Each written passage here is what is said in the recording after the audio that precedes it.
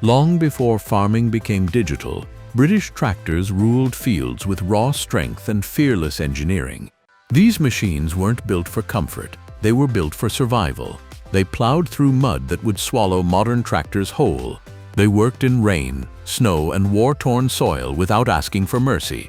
Some of them are still running today, embarrassing machines built half a century later. Farmers don't remember them as old, they remember them as unstoppable. These are 10 British tractors that didn't deserve retirement, they deserved a comeback. Number 1. Massey Ferguson 135. The Massey Ferguson 135 is often called the tractor that built small farms, and that isn't an exaggeration. Across Britain and much of the world, this compact machine became the backbone of everyday agriculture. What made it legendary wasn't raw horsepower or flashy features, it was the way it blended strength, simplicity, and trust. The MF135 looked modest, but it worked far beyond what its size suggested. It could plow, mow, rake, haul trailers, run PTO equipment, and still slip into tight yards where bigger tractors struggled. It was a tractor that adapted to the farmer, not the other way around. One of the greatest strengths of the 135 was its mechanical honesty. There was no mystery to it. You could see how it worked. Fuel in, air in, power out. The layout made sense. When something went wrong, it didn't feel like the machine was hiding its problems. Farmers learned to fix them themselves, often with little more than spanners, patience, and experience. That sense of ownership, of understanding your machine, is something many modern operators miss today. With new tractors, even small faults can immobilize the machine until a dealer arrives with diagnostic tools. The MF135 belonged to an era when the tractor belonged to the farmer. The reputation of the 135 for starting after long neglect is almost mythical, yet widely true.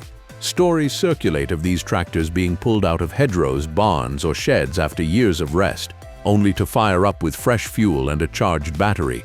That isn't luck, it's design. Robust engines, simple fuel systems, and conservative engineering meant the tractor wasn't operating on a knife edge. It had margins. It forgave age and abuse. A modern comeback of the MF135 concept would be powerful in today's market. Farms still need compact, dependable utility tractors for yard work, feeding, towing, and light field tasks. But many modern compact tractors are built like appliances, sealed, plastic-heavy, and difficult to repair long-term. A reborn MF135 could combine the same compact footprint and rugged frame with modern safety features, better hydraulics, and a clean engine. It wouldn't try to compete with high-tech flagships. It would exist to be used. That's the real legacy of the MF135. It was never precious. It was there to work every day in every season, without drama. In an age where downtime is expensive and complexity is rising, a tractor that simply works is not old-fashioned, it is revolutionary. Number 2. Massey Ferguson 165. If the MF135 was the small farm hero, the Massey Ferguson 165 was the machine that made a farm feel truly capable. It occupied that perfect middle ground between light utility and serious field power. Strong enough to handle real implements, yet compact enough to remain versatile, the 165 became the heart of countless British farms. It wasn't a specialist, it was a generalist in the best sense of the word. The MF165 gained respect because it delivered consistent performance without demanding constant attention. Farmers trusted it to do long days of work without complaint. Whether plowing, cultivating, hauling, or powering equipment, it felt composed and stable. It didn't feel like it was constantly operating at its limit. That sense of reserve power gave operators confidence. You could lean on it, and it would lean back. What truly separates the 165 from many modern equivalents is how forgiving it was. Modern tractors often feel like precision instruments. They are incredibly capable, but they can be sensitive. The MF165 came from a mindset where a tractor had to survive variation, different operators, inconsistent maintenance, changing workloads, rough ground. It wasn't designed around perfect conditions, it was designed around reality. A comeback version inspired by the MF165 would be invaluable today. Many farms now rely on one or two high-tech primary machines for precision tasks, but they still need a dependable second tractor for feeding, yard work, towing, and everyday operations. Those tasks don't always justify tying up a 150,000-pound flagship tractor. A modern MF-165 style machine could fill that role perfectly. Tough, mid-sized, simple, and always ready. Imagine a tractor with the 165's proportions and philosophy, updated with modern brakes, lighting, safety standards, and emissions compliance, but still built around accessibility and durability. No unnecessary complexity, clear service points, strong castings, a drivetrain designed for longevity rather than minimum weight. Such a machine would not be nostalgic, it would be practical. It would acknowledge a truth many farmers already know. Not every job needs a digital cockpit. Some jobs just need a tractor that starts, pulls, and keeps going. Number 3. David Brown 990 Implematic. The David Brown 990 Implematic represents a distinctly British approach to tractor design, thoughtful, purposeful, and grounded in real farm needs. Even its name reflected its mission. Implematic suggested a machine designed not just to move, but to work intelligently with implements. It wasn't about brute force alone, it was about control, balance, and usability. What made the 990 special was how considered it felt. Operators often remarked that it behaved predictably and smoothly. It didn't fight the driver, it worked with them. The controls felt logical, the power delivery felt measured. For its era, it provided a refined working experience without drifting into complexity for complexity's sake. This balance is exactly why it deserves a comeback. Modern tractors often swing to extremes, either highly advanced and digitally dense or stripped-down budget machines that sacrifice longevity. The 990 occupied a middle philosophy, intelligent design without dependency. It offered sophistication through mechanics rather than software. A modern interpretation of the 990 Implematic would resonate deeply today. Farmers increasingly want choice. They want machines that can integrate with modern systems when needed, but that don't collapse when those systems are offline. A Neo Implematic could feature optional precision technology, but remain fully functional without it. Its core would be mechanical clarity, strong hydraulics, sensible transmission design, and a chassis built for decades, not warranty cycles. The 990 also symbolizes something cultural, British engineering pride. It was built not just to sell, but to solve problems. A comeback would be more than a product. It would be a statement that tractors can be clever without being fragile, advanced without being alienating. Number 4. David Brown 1210. The David Brown 1210 often lives in the shadow of more famous models, yet among those who used one, it carries a reputation for strength and resilience. It was a tractor that felt serious. It had presence in the yard and authority in the field. When you hitched a heavy implement behind it, you didn't wonder if it could cope, you assumed it would. The 1210 embodied the idea that a tractor should feel structurally confident. It didn't rely on lightness or clever marketing. It relied on mass where it mattered, strong components and conservative engineering. That translated into a machine that could endure heavy work without feeling strained. Farmers valued that because it reduced stress on both the machine and the operator. What makes the 1210 a perfect candidate for a comeback is how it aligns with modern concerns about durability. Today's tractors are marvels of technology, but many operators feel they are more delicate than their predecessors. Repairs are expensive, downtime is longer, and in some cases the machine feels less like a tool and more like a system you must negotiate with. A modern 1210-inspired tractor would be unapologetically tough. It would be aimed at the jobs that still define farming: pulling, lifting, towing, and enduring. It would feature a strong rear end, robust hydraulics, and a frame designed to absorb decades of stress. It wouldn't chase extreme efficiency at the cost of lifespan. Instead, it would prioritize survivability.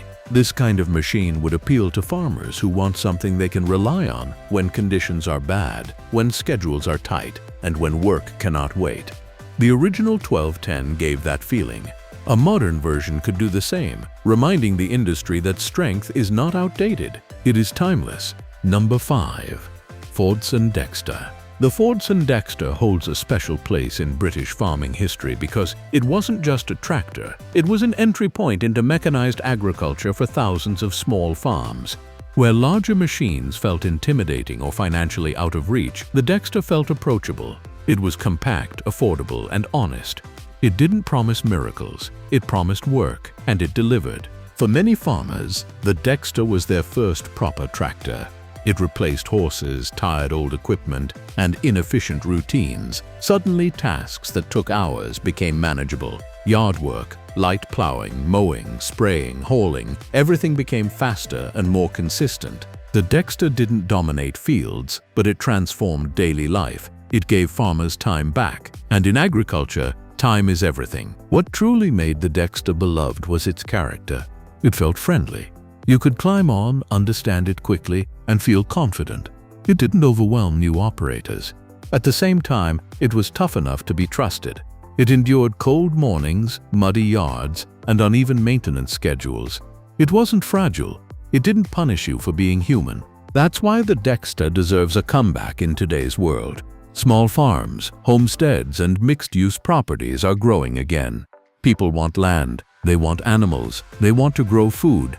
But many modern compact tractors feel like consumer products rather than lifelong tools. They are filled with plastic, sealed systems, and components that age poorly. They work until they don't, and when they fail, owners often feel powerless. A modern Fordson Dexta-style tractor would flip that script. It would be compact, but built like a real machine. Steel where it matters, components designed to be replaced, systems that can be understood without a laptop. It would still meet modern safety and emission standards, of course. ROPs, proper lighting, cleaner engines, but it would carry the old philosophy forward. This tractor belongs to you. Number 6. Fordson Major. The Fordson Major was not subtle. It didn't try to look refined or modern. It looked like what it was, a serious piece of machinery built to endure hard labor.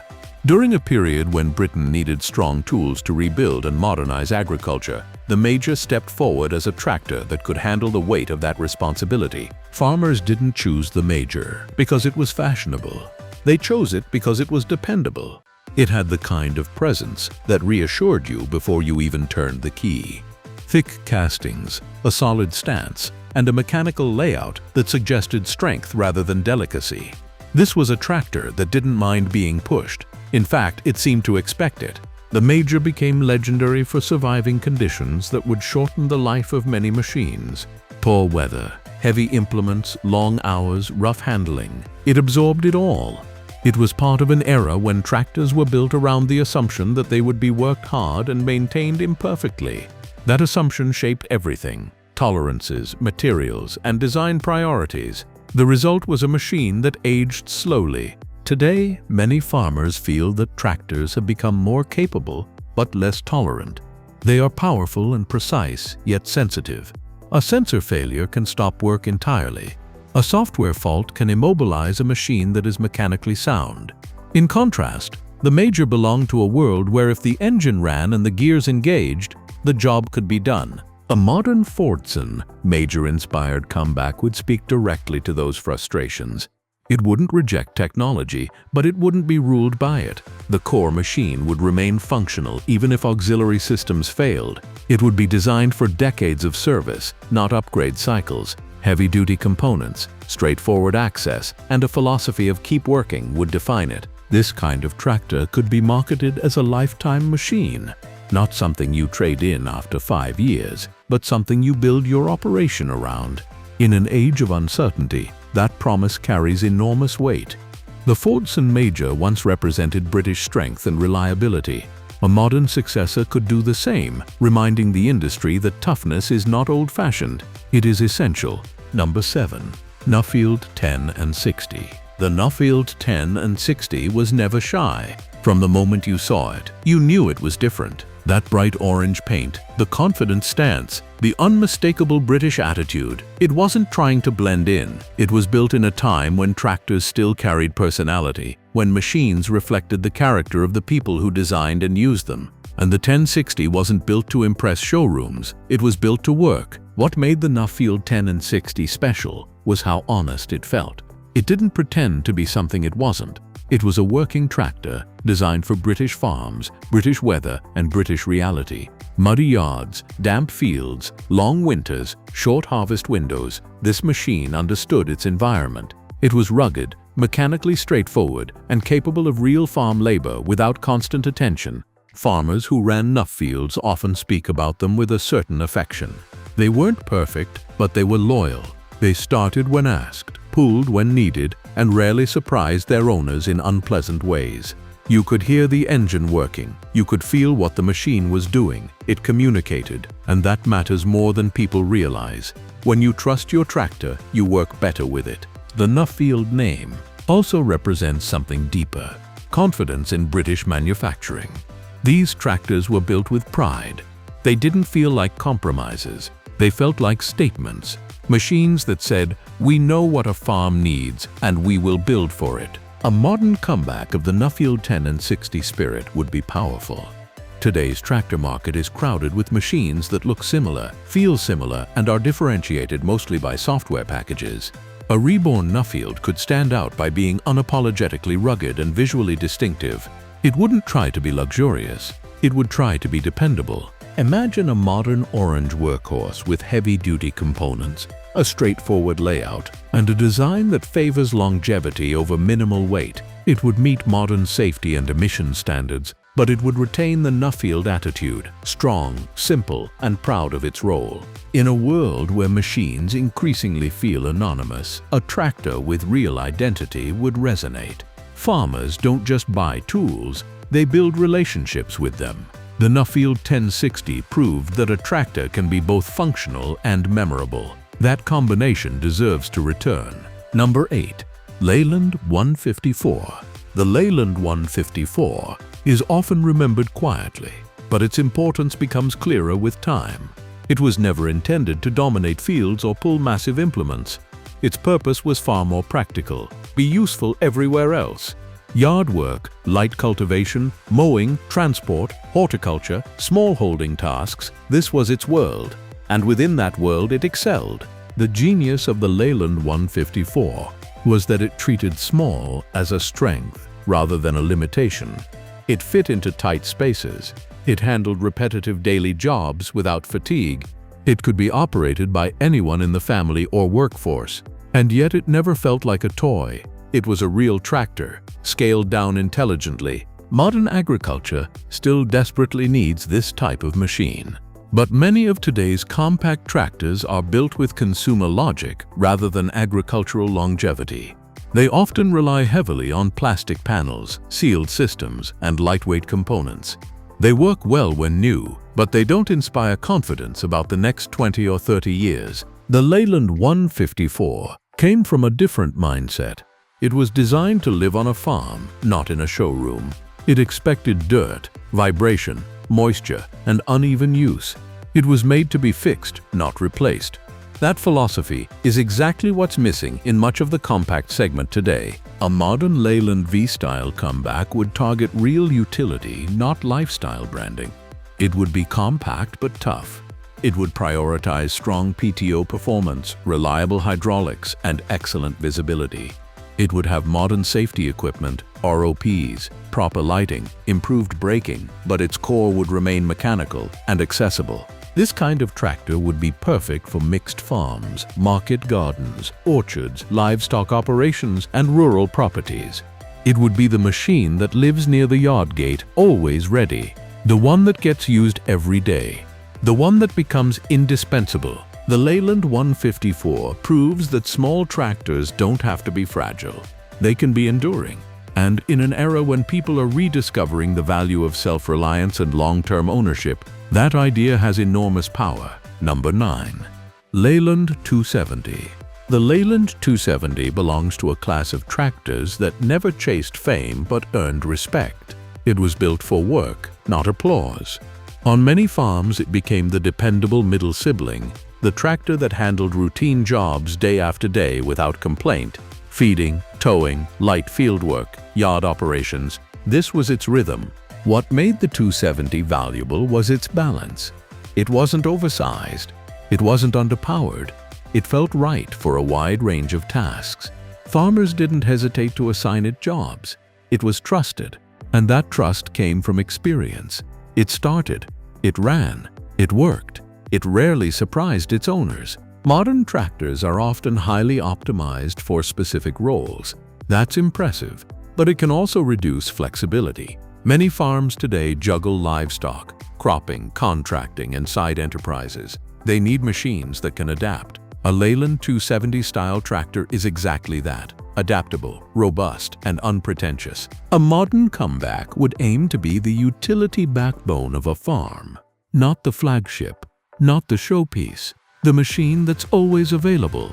Built with a strong drivetrain, accessible service points, and components chosen for durability rather than minimal cost. It would embrace the idea that some tractors should exist primarily to be used. This kind of machine would appeal to farmers who are tired of tying up expensive high-tech tractors for simple jobs. It would reduce wear on premium equipment and keep operations flowing. And because it's designed around toughness, it would tolerate rougher handling and varied operators. The Leyland 270 reminds us that farming doesn't always need brilliance, it needs reliability. A tractor that quietly does its job every day is worth more than one that dazzles occasionally. That philosophy deserves a place in modern agriculture. Number 10. JCB Fastrac. Early models. The JCB Fastrac stands apart from every other tractor on this list because it was never backward-looking. From the beginning, it challenged assumptions. Traditional tractors treated road travel as an afterthought. The Fastrac treated it as a core function. Full suspension, high-speed stability, real road comfort. This was a tractor designed for the way modern farms actually operate. Early Fastrac models were bold. They acknowledged that farming is not confined to one field. Contractors travel constantly. Farms are spread out. Time on the road is time not working. And safety matters. The Fastrac answered these realities with engineering, not compromise. What makes the Fastrac worthy of a comeback is not that it disappeared, but that its concept deserves expansion and refinement. The early models carried a pioneering spirit. They felt like British engineering saying, "We can rethink this." That attitude is still needed. A modern Fastrac-inspired family of tractors could redefine utility and transport roles. Machines optimized for fast, safe movement between jobs. Tractors that bridge the gap between agricultural equipment and road vehicles, perfect for contractors, mixed farms, and logistics-heavy operations. The key is preserving the boldness. The Fastrac should never become just another tractor with a different badge. It should remain an alternative way of thinking. Efficient on the road, stable at speed, comfortable for long hours, still capable in the field. In a future where farms grow larger and more spread out, this philosophy becomes even more relevant. The Fastrac proved that British manufacturers can lead rather than follow.